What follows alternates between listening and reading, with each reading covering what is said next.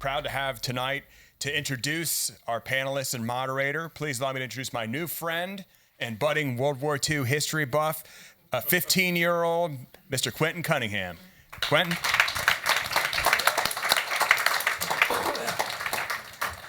Hello, my name's Quentin Cunningham. As I'm 15 years old, I'm sophomore in high school, and I just love history, and especially the history of World War II. And I'd just like to say how it's a huge honor to be here, and I still can't believe I'm doing this. Now, I'm here to introduce the remarkable men who will be speaking today, starting with Mr. Arthur Grabiner. Arthur Grabiner was 18 when he joined the U.S. Navy in 1944. Inspired by the events of Pearl Harbor, he enlisted just after he graduated from high school. Assigned to the attack transport USS Laurens, he took part in the invasions of Luzon and Okinawa, seeing many kamikaze attacks as his ship logged over 60,000 miles. He was training for the invasion of Japan when the atomic bombs were dropped on Hiroshima and Nagasaki, and Japan surrendered.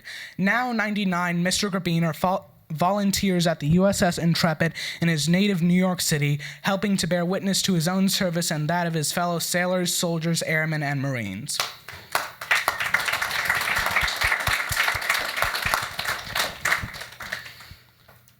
And joining the U.S. Army at the age of 18 in 1943, Sid Levitt served in the 17th Airborne as a paratrooper. He originally thought he was going to be in the USAAF until he arrived at Camp McCall and learned he was in the Airborne, and he and his fellow trainees had to finish building their barracks.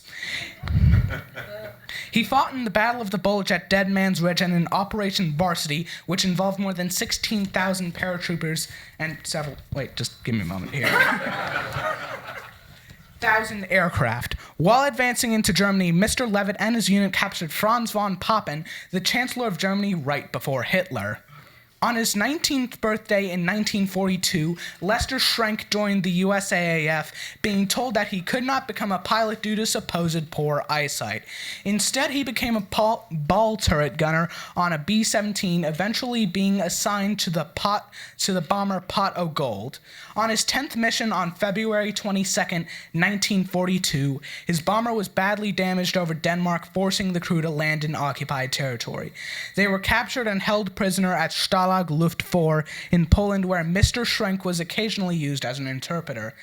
As the Soviets closed in on Germany, he was forced on an 86-day death march to the west until being liberated by the British Army. Just this year, at the age of 101, he left his Minnesota home to return to the site of his captivity. Wow.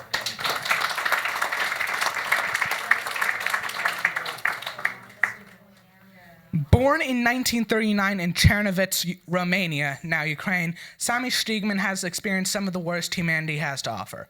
As a small child, he was interned with his family at the Mogilev-Podolsky labor camp in Transnistria, nearly dying due to the abhorrent conditions. Liberated by the Red Army in 1944, his family was deported to a small town in Transylvania where he never learned the language. They emigrated to Israel in 1961, where Mr. Stigman served in the Israeli Air Force. In 1968, not knowing English and without any money, Mr. Stigman moved to America and lived in Wisconsin until 1983, returning to Israel until 1988, when he moved back to the U.S. permanently. And last but certainly not least, we have Henry Sledge. Born in 1965, the youngest son of acclaimed author Eugene Sledge, whose memoir, With the Old Breed, about his service in the Marines, formed a key part of the TV miniseries The Pacific and is widely regarded as one of the best World War II autobiographies.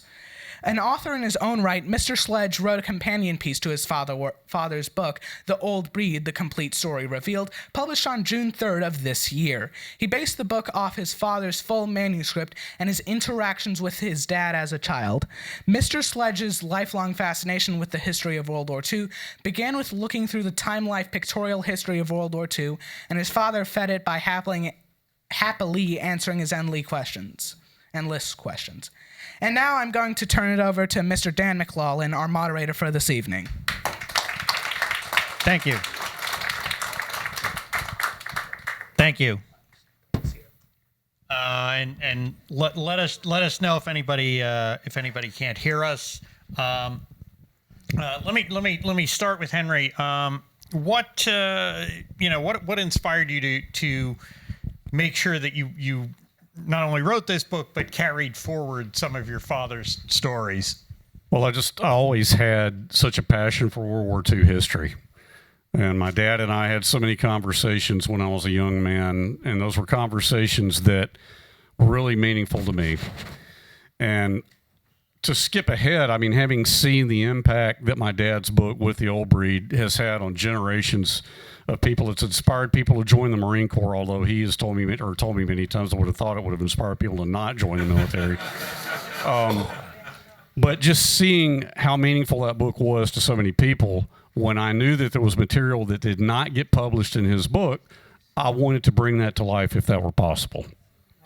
Well, and the fact that it inspired them to join the Marines tells you something about the kind of people who join the Marines. Well, it does. Marines are a special breed. What out of his career in the Pacific stands out to you the most as something that really sticks in your memory? Well, I mean, just the deprivations that a combat infantryman goes through. I don't think people who haven't been through that can fully understand. Whether you were in the 17th Airborne in the Battle of the Bulge, whether you were in the Pacific, a prisoner of war in the Philippines, whether you were in a Nazi concentration camp, the deprivations of that experience are something that we who have not been through it cannot understand. And his division did quite a lot of landings on the islands across the Pacific. 1st Marine Division started in Guadalcanal. He was not with them at that point. Yeah, let me go down on the end here to Arthur Grabiner. You were, sir, you were there for a number of landings from the sea side to see the men go ashore in the Higgins boats. Can you tell us a little about that?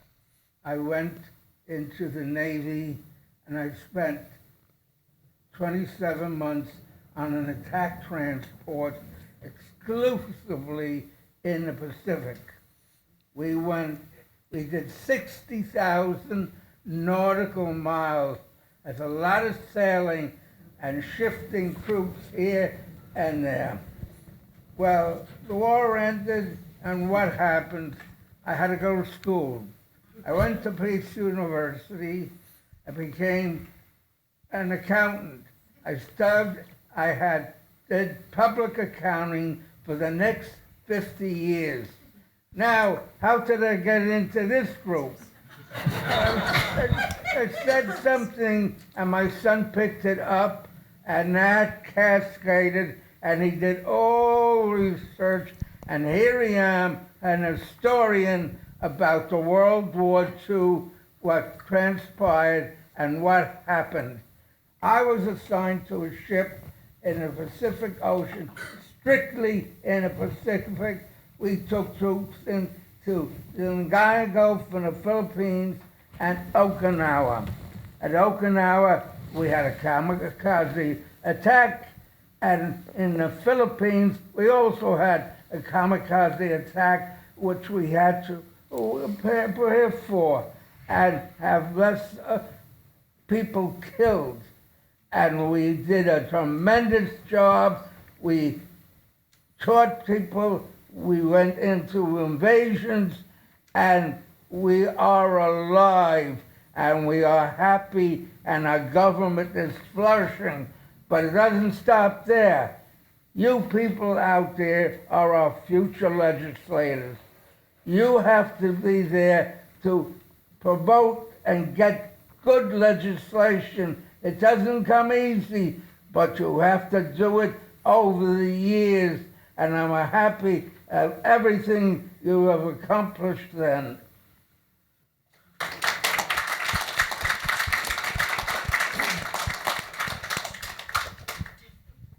On that subject of dealing with the machinery of war, to my immediate left here, Lester Schrenk.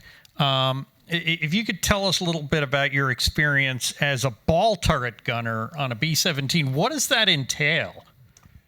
Well, a ball turret is a steel ball exactly 3 feet across, and you're in that ball with all your ammunition, 2 great big machine guns, and a great big computerized sight.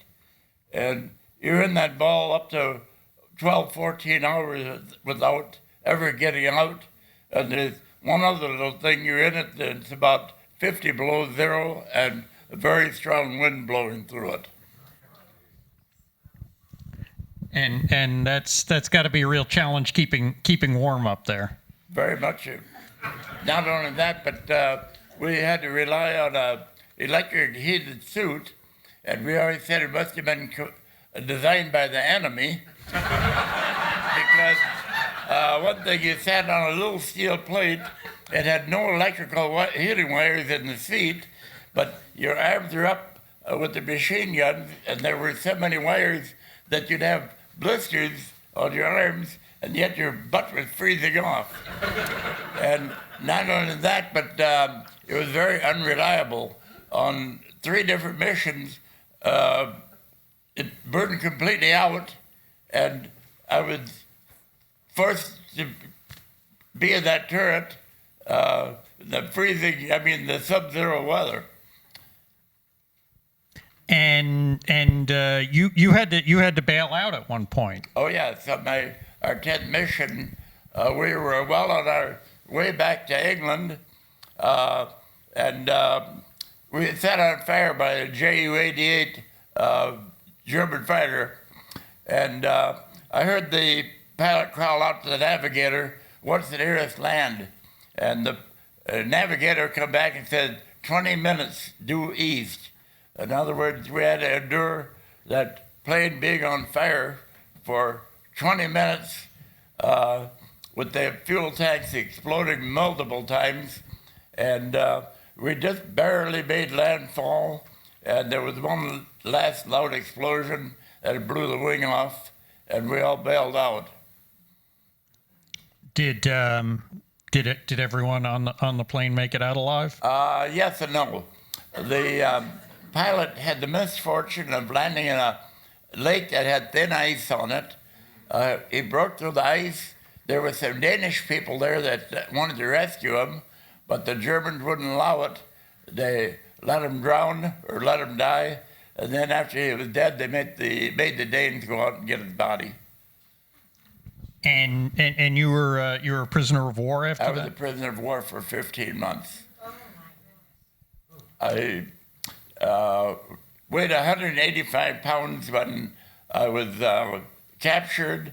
I weighed 93 when I was liberated, but that's not a true weight because we had been liberated by the English, and it was at least 2 weeks before I ever got a physical, and that's when I weighed the 93.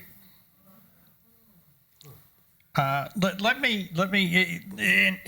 me turn for a minute here to Sid Levitt to my right. Now you also had a different view from the air as a paratrooper. You only went in one direction, down. You know, my opinion about the service was I had such good times. I know it sounds strange. I was in the Battle of the Bulge, and we were on this ridge, and that's where the name came from. And then there was a gulch, and of course the Germans were on that side. You weren't allowed to fire up, to warm up. However, about a minute to Christmas, all of a sudden there were fires started on the German side. Well, we followed suit because if they were warming up, we wanted to warm up. At about 1 minute before Christmas, the Germans started to sing carols, Christmas carols, which everybody was quite familiar with, so we tuned in. And 1 minute prior to Christmas, everything stopped. The fires went out. We all went back to shooting at each other. And I'm saying to myself, isn't that strange? We understand Christmas. Why can't we live to that 12 months out of the year? Well, all of a sudden now we're all back shooting each other, and my buddy Nick goes, ouch. We thought he was wounded. He said, Nick, what happened? What happened? He says, I forgot. It's my birthday. Anyway, today, now I want to ask you a question. We were someplace in Germany. They put us up for 3 days in some kind of a gully. And all of a sudden, I look and I see these 5 men waving. And I didn't recognize them. They weren't German. They weren't Americans. And one of the guys says, I think they're Italians. I said, but we're not even close to Italy. They deserted. They kept waving their hands in glee. They gave up. Now, what do you do with 5 Italians? Nobody knows? I've got a suggestion, but I won't. Make a mafia movie. I mean, No. You make them cooks. So anyway, to make a long story, they only cooked for us one. They could take a can of tomato juice and make a feast. Regiment heard about them and they disappeared. They were taken up. Yes. Then we're in one little village, someplace in Germany. We never knew where we were. We never knew where we were going because all the officers knew would point. So you went where they pointed. And I run into the captain's aide. We're in this little village. And he says, hey, did you hear? I hear what? McKinley is drunk. McKinley, he's a captain. He doesn't drink.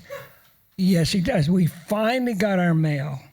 Now, if you recall, what was the most popular magazine in those days?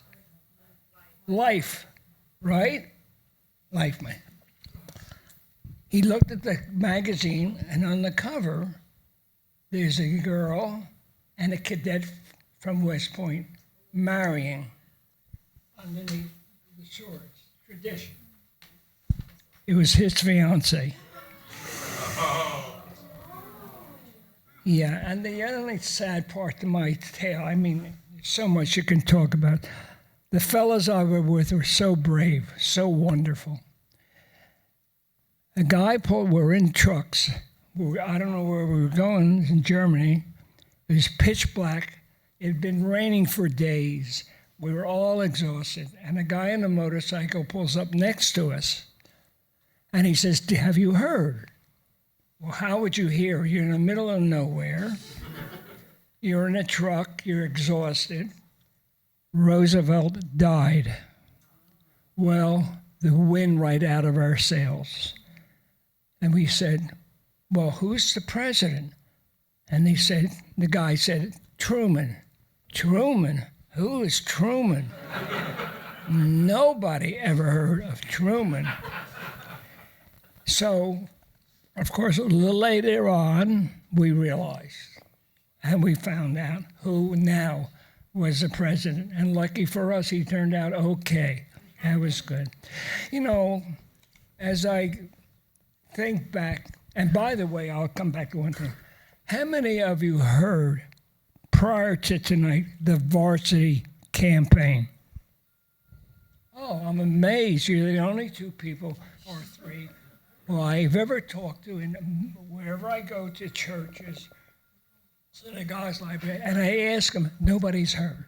There were 16,000 half British, 6 airborne, and my outfit, the 17th Airborne, that went into Wessel. Nobody knows about it. We did we obliterated the Germans. We obliterated Wessel. I was in Wessel a short time back, and they remodeled and restored the whole town. Leave it to the Germans. In closing, thank you for coming. There's so many stories all of us can tell you. This fellow is lucky. He wrote a book. Thank you. Yeah, unfortunately, in a sense, Operation Market Garden made for a better movie, so it got better press. Band of brothers. Henry, and I mean the men in Germany and the European campaigns suffered terribly from cold, and yet the men in the Pacific had the opposite problem, the men on the ground. Well, yeah, in the Pacific you had heat and humidity, probably issues with insects that you didn't have in Europe, although that could be bad then too. But yeah, I mean, like my dad at Peleliu, I mean, temperatures on D-Day were 115 degrees, even in the shade. They did not have any clean drinking water for several days, and then they floated drinking water ashore to them that was in 55-gallon fuel drums that had been used to store tank fuel and amphibious tractor fuel that they had been ordered to steam clean, which was one of the things my father did. There was more detail about it that got edited out of his book that I was able to put in my book. But suffice it to say that after drinking that water, they wish they'd done a better job of steam cleaning the drums because they didn't do a very good job of it. But yeah, the deprivations of any combat infantryman are just going to be hard to imagine. But it was this completely polar opposite in the Pacific of what the guys in Europe were dealing with. Not that it was any worse or better, but it was just different. Yeah, even coming from Alabama, that's hot. Well, I've had some British friends come visit me, and they're like, bloody hell, buddy, it's hot. And I'm like, it's 80 degrees. It's not hot. It's going to get worse, but... And you, Lester, you were coming from Minnesota, so you were a little more prepared for the cold, but you had some hard marching as a prisoner of war. Yeah, I was on the 86th day death march across Germany. What made the death march is as the Russians advanced, and the Allied as well, the prison camps were all so crowded that nobody else could get in.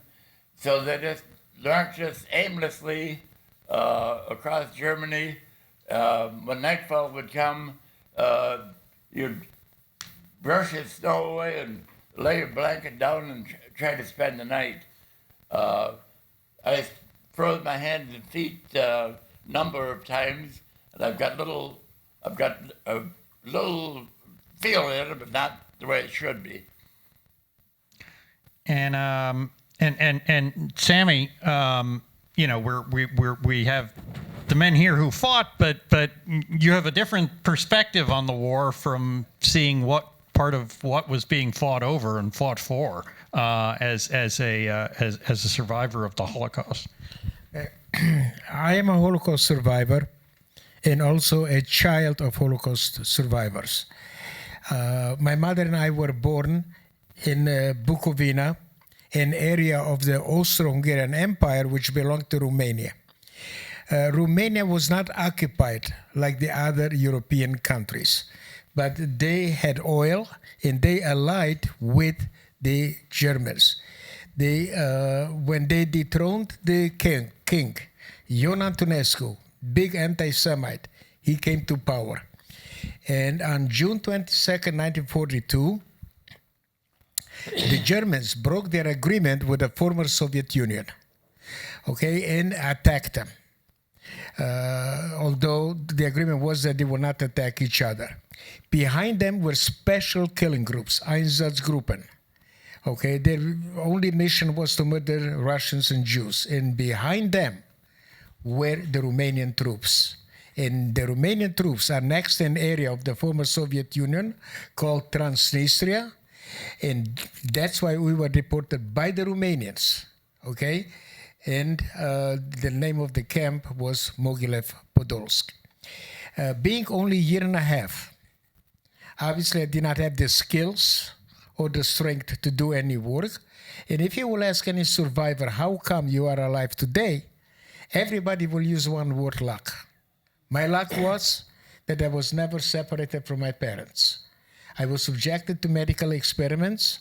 The side effects, you will not see it on my face, but I feel it every single second. Right now it's subsided. It's not as strong as it used to be in the past, but it was absolutely excruciating. The reason they could not find the cure in my particular case is because I'm suffering from head, neck, shoulders and back. Because of my age, I have other issues not related to it. The interesting part is that the Holocaust must be taught forever and ever.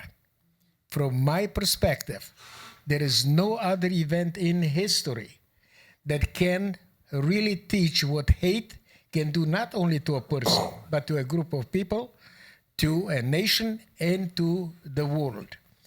And the Holocaust is also the most recorded crime in human history. Since I could not prove, to the doctors all the pain because they couldn't see it on my face, I decided at one time to apply for compensation. And even here in the United States, you will not get a single cent unless you have proof. And I had no proof whatsoever. Number one, my father told me. That's hearsay. Number two, I was homeless. I had no documents. And number three, when I applied, there were no witnesses, including my parents were gone. However, remember one thing. In 2013, I read two articles. One was in Daily Mail in London and one in New York. The Nazis and their Holocaust and their collaborators had 42,500 different type of camps. Right now, they have discovered additional mass graves, so it's over 44,000. So when I got the compensation, it was based on their records, not in what I said so. The other interesting thing that probably people do not know, two things I want to talk. Number one, there were only 3 countries that officially accepted Jewish refugees. That was Dominican Republic, China, and Philippines. From my father's side, from 42 people, only 2 people survived. My father and my uncle, who was a refugee in Shanghai. And the other thing is, a few years ago, I would say probably about 4 years ago, I received $238 from the Romanian government. So you can imagine my first reaction. I said, don't send me anything. What's $238? But I like to take a negative and turn it into positive. And I realized that there are only 2 countries in the world that have accepted their role in the Holocaust: Germany and Romania. So there is a lot more that I can talk about it, but I'll stop here. Well, and you had a story amidst all that hatred. You had a story of kindness. Pardon me? You had a story of kindness, of being helped. Yes. What happened is not everybody was a bad person. Not everybody was a criminal. And I don't like when people generalize everything else. My life was saved by a German woman, not far away from the camp. There was a farm owned by Germans, and the woman brought food to the guards in the SS.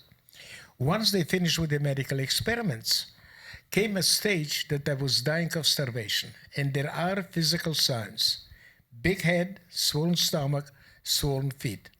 At the risk of her entire family, not only her own life, she decided to give me milk, possibly more. I did not ask my parents. I don't know, so I don't want to embellish. I do not know the name of the person that saved my life, so I was not able to honor her. But in 2014, I went to Israel to give testimony at the Yad Vashem, the Holocaust Museum. And next to the museum, there is a garden honoring 27,000 people that saved Jews. And I saw a marker honoring the unknown righteous among the nations. And that made me very happy, that indirectly the woman that saved my life has been honored. There were many pockets of resistance. The problem was not enough to stop the criminals. And Lester, you also had a story of something a little redeeming that came out of your experience in the war with a German pilot. Yes, the German pilots had a habit of shooting you in their parachute when you bailed out, and the German pilot that shot us down would have had ample time to just give a burst of gunfire, and I wouldn't be here. So after the war, I actually hunted down the German pilot that shot us down, started emailing with him, made friends with him.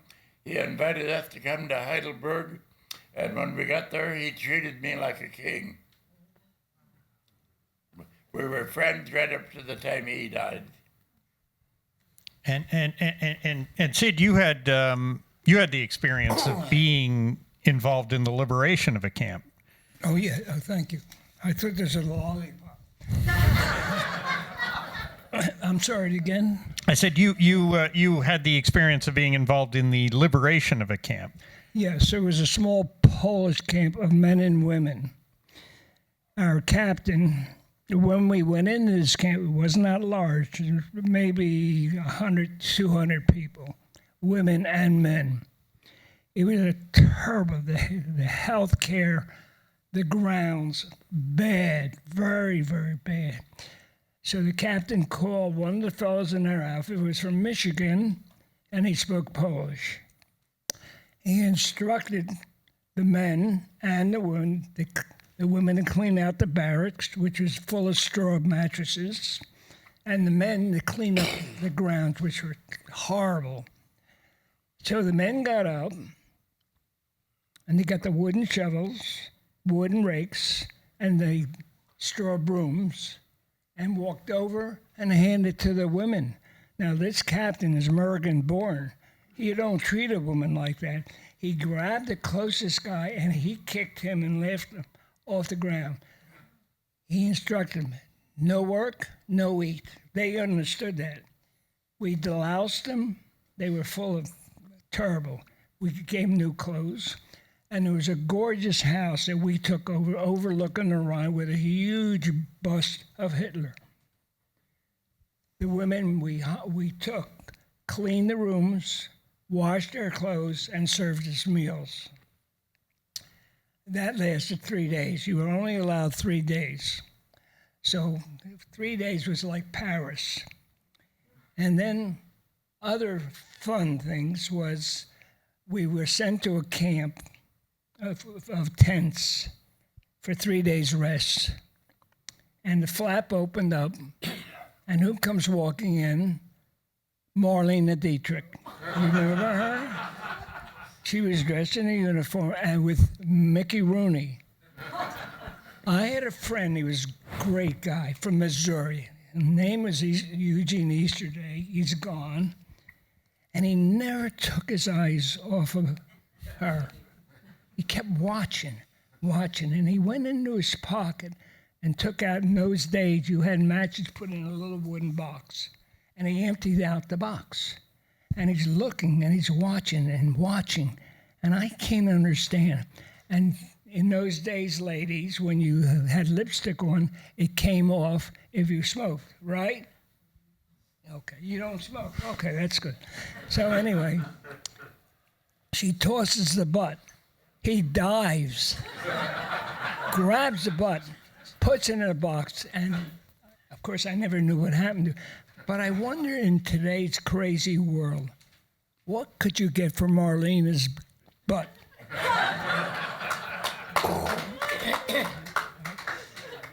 In England, I was going with this charming young girl, and isn't that funny? I remember her name, Audrey Meissen, and that's where I learned to eat fish and chips. It was pretty good. And one day, after a few dates, she says to me, of course, they never called me by my name, Sid. It was always Sydney. So she says to me after maybe the second or third date, she says, oh, Sydney, Mom and Dad would like to meet you. Oh, I said to myself, my mother's not going to be happy. So I finally get to her house, which is a typical English house, small fireplace, small living room. And Mom made me tea and cookies. And the father, once again, never took his eyes off me. And I was curious. Thank you. I was curious. And I don't understand what's going on. And finally he says to me, he looks me square in the face, and he says, Sidney, like this, I have to ask you a personal question. And I said, my mother's not going to be very happy. Is it true? This is the way. Is it true? Is it true that all Americans have refrigerators? So I could live with that story a long time ago. But I want to tell you one sad story, and then I'll turn it over to our friend here. We were in some place in Germany. It rained, and it rained, and it was bitter cold, bitter cold. In front of us was a huge, huge black building surrounded by a barbed wire fence. The instructions were called, you don't go into that building. Well, we were so miserable, we broke the rules. About 4 or 5 of us went in this pitch black. The grounds are like a crap house. We go in this building, it's pitch black, as I said, and we see a flicker of light. We go down the hall, and we come in this room where these horrendous-looking men are standing around this potbelly. And what impressed me the most about these men, they were skinny, prison uniforms, the eyes. You looked at their eyes, and I could never to this day ever forget that look. I don't know, it was desperation. Can you imagine when they saw us in our uniforms, after being in prison so long, what could they think? Well, we made a mistake. Our mistake was we knew they didn't have much to eat because they're emaciated. We gave them whatever we had in our pockets. You don't do that to people who are on a starvation diet. You make them sick. We hear more noise. We go down this dark hallway, and we hear this crash, crash, crash. We go into this room, and there's a little man, we find out later on, he's Greek. And he's got a hammer in his hand, and he's smashing this machine. He always swore to himself, which he feels kept him alive, he's going to destroy that machine. He was chained to that machine for 2 years, making shoes. So we freed him, sent him back to the hospital, whatever they did with him. It was fine. And I just want to see. I think we have time for a few questions. May I say a couple of Yes, things? please. Okay, number one, I just want to tell you that I'm extremely honored that the former crew members of the Intrepid, where I volunteer, made me an honorary one. And during the Veterans Day, I march with them proudly. And the other thing is, you have the honor right now to meet, okay, an unemployed Hollywood movie actor. Okay, there is a new movie called Eleanor the Great, directed by Scarlett Johansson, and I have a speaking role in there, which means that I'm right now eligible to be a member of the Screen Actors Guild.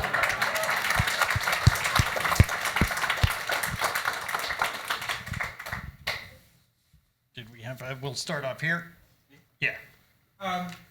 For Mr. Sledge, I understand that your father and Sid Phillips and others exchanged the 1st Marine Division books and made notes in them. I was wondering if you could tell that story about how many people were involved in exchanging the books and what was that process like for them and how long did that process take, and just if you could talk about that a little bit. Sure. So at the end of World War II, every Marine, and I'm sure this applied to any military veteran of his unit, but of the 6 Marine divisions, every guy who'd been a Marine, there was a division unit history written for that particular division. In my dad's case, 1st Marine Division, that book was written by a guy named George McMillan. The name of it was The Old Breed because the 1st Marine Division was called The Old Breed. I can't speak to that on any systematic institutional level, but I can tell you that Sid Phillips, having fought at Guadalcanal and Cape Gloucester, received a copy of that book. My dad, having been at Peleliu and Okinawa, got his copy. Sid wrote notes. They exchanged copies. Sid took my dad's copy and wrote notes on his experience at Guadalcanal and Cape Gloucester, and then gave it back to my dad, who then he wrote notes of his experiences at Peleliu and Okinawa, and then they did the opposite. My dad took Sid's copy. Sid had written his notes. My dad wrote his notes of Peleliu and Okinawa. So I have my father's copy of that, and these are notes that were written not long after World War II. So, I mean, With the Old Breed was just a gleam in my father's eye at that point, to use that expression. He hadn't even started, really writing the manuscript yet, but he had written these notes in the division history. And so that's a real treasure to me. I've talked about it on a lot of podcasts. But to see his and Sid Phillips' writing, knowing the friendship that they had, the friendship that I had with Sid, I mean, I called him Uncle Sid when I was growing up, But that is a priceless artifact. Now, as far as on any larger level, I'm sure that happened. I can't speak to it personally, but I'm quite sure that a lot of veterans exchanged books like that, because in the case of Phillips and Sledge, you had Guadalcanal, Cape Gloucester, Peleliu, and Okinawa, all 4 amphibious operations that the 1st Marine Division participated in were covered between the two of them. So it was really a great opportunity to have that firsthand experience recorded. All right. I think we can give a very big hand for a fantastic panel.